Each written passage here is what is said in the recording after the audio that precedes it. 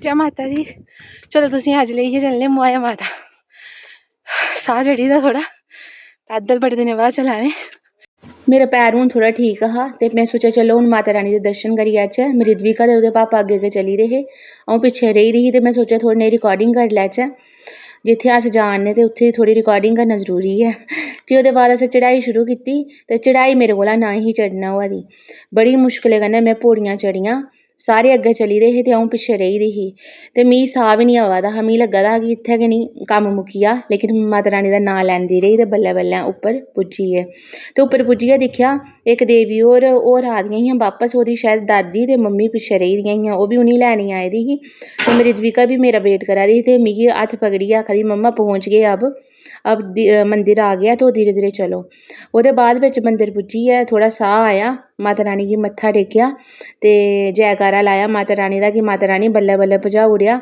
ओह्दे बाद बिच मेरी रिद्विका गी लब्भी गेआ शेर ते मेरी रिद्विका ओह्दे मुहैं च हत्थ पा दी ही ते कुसै डराया उसी कि भाई शेर जेह्ड़ा खंदा ऐ, ते ओह् बड़ी जादा डरी।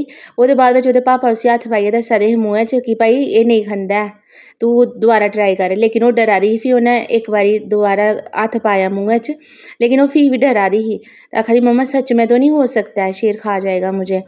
जैसे बोलते हैं कि मंदिर में मूर्ति है तो उसमें माता होती है, ऐसे शेर में भी सच में शेर होगा फिर। ते फ्ही में उसी मना कीता, में भाई नेईं खंदा ऐ शेर, तू हत्थ पा, नेईं खंदा ऐ। ओह्दे बाद बिच असें मंदिर दा व्यू दिक्खेआ, जेह्ड़ा हवा इन्नी तेज चला दी ही ते इन्ना सोह्ना लग्गा दा हा नी उत्थै, इ'यां आखदे नी दिलै गी सकून।